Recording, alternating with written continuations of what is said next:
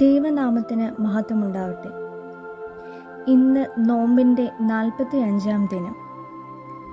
നോമ്പ് ഒരു തിരിച്ചറിവിലേക്കുള്ള യാത്രയാണ്. നമ്മുടെ പരിമിതികളെക്കുറിച്ചുള്ള ബോധവും ദൈവശക്തിയെക്കുറിച്ചുള്ള ബോധ്യവും നൽകുന്ന തിരിച്ചറിവിൻ്റെ കാലം. പ്രതിസന്ധികൾ ഏറെയുള്ള ഒരു കാലത്താണ് നാം ജീവിക്കുന്നത്. എന്നാൽ ലോകത്തെ ജയിച്ച ക്രിസ്തു ഈ പ്രയാസഘട്ടങ്ങളെ തരണം ചെയ്യുവാൻ നമ്മെയും ശക്തീകരിക്കും. ഇന്നത്തെ നമ്മുടെ അല്പനേരത്തെ ധ്യാനത്തിനായി തിരഞ്ഞെടുത്തിരിക്കുന്ന വേദഭാഗം വിശുദ്ധ മത്തായി എഴുതിയ സുവിശേഷം 24-ാം അധ്യായം 1 മുതൽ 28 വരെയുള്ള വാക്യങ്ങളാണ്. ആകാശത്തേക്ക് കണ്ണുകൾ നട്ട് ഭൂമിയെയും അതിൽ നമ്മുടെ കടമകളെയും മറന്ന് ക്രിസ്തുവിൻ്റെ വരവിനെ കാത്തിരിക്കുന്നവർ അല്ല നാം. മറിച്ച് ക്രിസ്തുവിൽ കണ്ണുകൾ ഉറപ്പിച്ച് ഭൂമിയിലെ ഓരോ നിമിഷവും അർത്ഥപൂർണമായി ജീവിച്ച് തങ്ങളുടെ ജീവിതങ്ങൾ കൊണ്ട് ക്രിസ്തുവിലേക്ക് എല്ലാവരെയും ആകർഷിക്കുന്നതിന് വിളിക്കപ്പെട്ടവരാണ് നാം. ഈ അർത്ഥപൂർണമായ ജീവിതത്തിലേക്ക് വിളിച്ചു ചേർത്ത ശിഷ്യഗണത്തിൻ്റെ പ്രധാന 2 ചോദ്യങ്ങളാണ് 24-ാം അധ്യായത്തിൽ കാണാൻ സാധിക്കുന്നത്. 3-ാം വാക്യത്തിൽ ഇങ്ങനെ പറയുന്നു: അത് എപ്പോൾ സംഭവിക്കുമെന്നും നിന്റെ വരവിനും ലോകാവസാനത്തിനും അടയാളം എന്തെന്നും പറഞ്ഞു തരേണം എന്ന് അപേക്ഷിച്ചു. ഇങ്ങനെ ദേവാലയത്തിൻ്റെ തകർച്ചയും അന്ത്യനാളുകളുടെ അടയാളങ്ങളെയും ഒരേപോലെ പരാമർശിക്കുന്ന അധ്യായമാണ് 24-ാം അധ്യായം. ഈ ഭാഗത്തു നിന്ന് 2 ചിന്തകൾ പങ്കുവയ്ക്കുവാൻ ഞാൻ ആഗ്രഹിക്കുന്നു.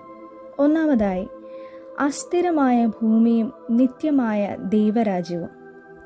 Unstable earth and eternal kingdom of God.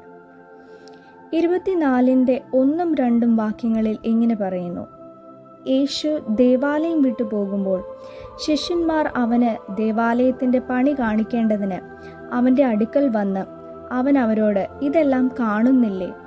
ഇടിഞ്ഞു പോകാതെ കല്ലിന്മേൽ കല്ല് ഇവിടെ ശേഷിക്കയില്ല എന്ന് ഞാൻ സത്യമായിട്ടും നിങ്ങളോട് പറയുന്നു എന്ന് പറഞ്ഞു. തൻ്റെ ശിഷ്യന്മാരോട് ഈ ഭൂമിക്കും ഇതിൽ ഭംഗിയുള്ളതും മഹത്വപൂർണമെന്നും വിലപ്പെട്ടതെന്നും നാം കാണുന്ന എല്ലാത്തിനും ഒരു അവസാനമുണ്ടെന്നും എന്നാൽ നിലനിൽക്കുന്ന ഒന്ന് ദൈവരാജ്യം ആണെന്നുമുള്ള വലിയ സത്യമാണ് ക്രിസ്തു ഇവിടെ പഠിപ്പിക്കുന്നത്. ഈ ഒരു സത്യം മനസ്സിലാക്കി ജീവിക്കുവാനും ഒരുക്കമുള്ളവരായി നിത്യതയുടെ നാളുകൾക്കായി കാത്തിരിക്കുവാനും അവൻ തന്നോട് ചേർന്ന് നിൽക്കുന്ന തൻ്റെ ശിഷ്യന്മാരോട് ഉദ്ബോധിപ്പിക്കുന്നു.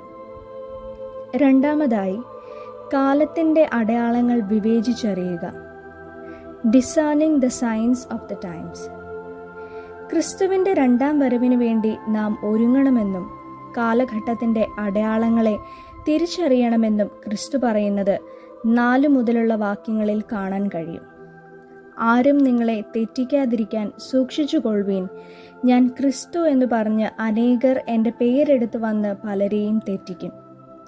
തുടർന്നും ഇത്തരത്തിലുള്ള അടയാളങ്ങൾ നമുക്ക് കാണാൻ സാധിക്കും.